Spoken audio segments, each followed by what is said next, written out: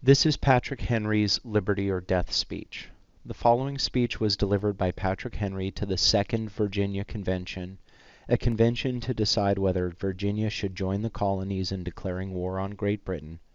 Many of the people who helped draft the Declaration of Independence were in attendance, and I should note that Mr. President here is not George Washington.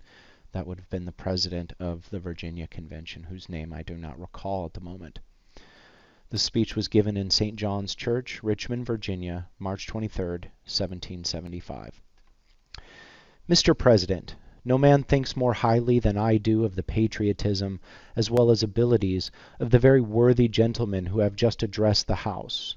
But different men often see the same subject in different lights, and therefore I hope it will not be thought disrespectful to those gentlemen if, entertaining as I do, opinions of a character very opposite to theirs. I shall speak forth my sentiments freely and without reserve. This is no time for ceremony. The question before the House is one of awful moment to this country. For my own part, I consider it as nothing less than a question of freedom or slavery, and in proportion to the magnitude of the subject ought to be the freedom of the debate. It is only in this way that we can hope to arrive at truth and fulfill the great responsibility which we hold to God and to our country. Should I keep back my opinions at such a time, through fear of giving offense, I should consider myself as guilty of treason towards my country, and of an act of disloyalty toward the majesty of heaven, which I revere above all earthly kings. Mr. President, it is natural to man to indulge in the illusions of hope. We are apt to shut our eyes against a painful truth, and listening to the song of that siren till she transforms us into beasts. Is this the part of wise men engaged in a great and arduous struggle for liberty?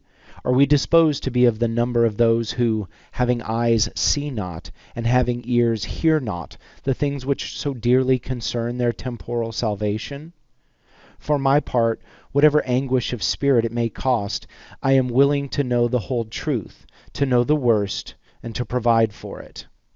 I have but one lamp by which my feet are guided, and that is the lamp of experience. I know of no way of judging the future but by the past, and judging by the past I wish to know what there has been in the conduct of the British ministry for the last 10 years to justify those hopes with which the gentlemen have been pleased to solace themselves in the House. Is it the insidious smile with which our petition has been so lately received?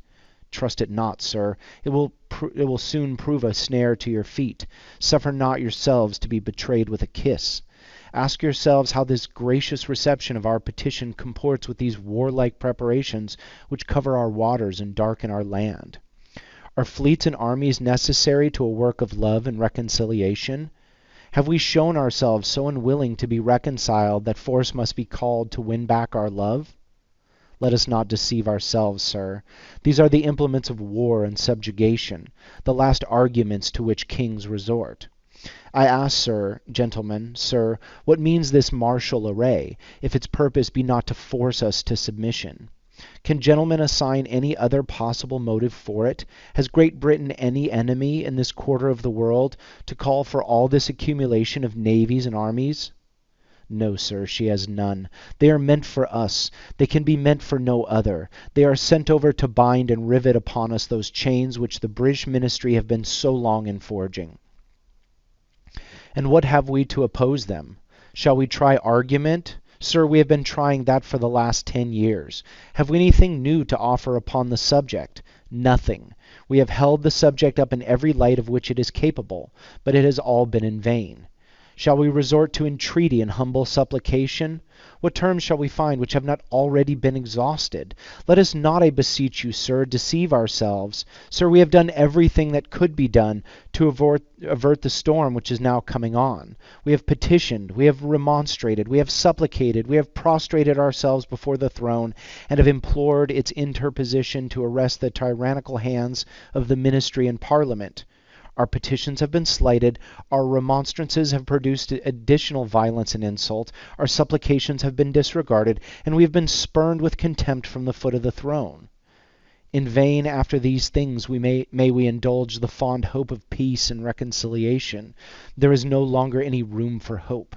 If we wish to be free, if we wish to preserve inviolate those inestimable privileges for which we have been so long in contending, if we mean not basely to abandon the noble struggle in which we have been so long engaged, and which we have pledged ourselves never to abandon until the glorious object of our contest shall be obtained, we must fight. I repeat it, sir, we must fight. An appeal to arms and to the God of hosts is all that is left to us. They tell us, sir, that we are weak, unable to cope with so formidable an adversary. But when shall we be stronger? Will it be the next week or the next year? Will it be when we are totally disarmed and when a British guard shall be stationed in every house? Shall we gather strength by irresolution and inaction? Shall we acquire the means of effectual resistance by lying supinely on our backs and hugging the delusive phantom of hope until our enemies shall have bound us hand and foot? Sir, we are not weak if we make proper use of those means which the God of nature hath placed in our power. 3 millions of people armed in the holy cause of liberty, and in such a country as that which we possess, are invincible by any force which our enemy can send against us. Besides, sir, we shall not fight our battles alone. There is a just God who presides over the destinies of nations, and who will raise up friends to fight our battles for us. The battle, sir, is not to the strong alone. It is to the vigilant, the active, the brave. Besides, sir, we have no election. If we were base enough to desire it, it is now too late to retire from the contest. There is no retreat but in submission and slavery. Our chains are forged. Their clanking may be heard on the plains of Boston. The war is inevitable, and let it come. I repeat, sir, let it come.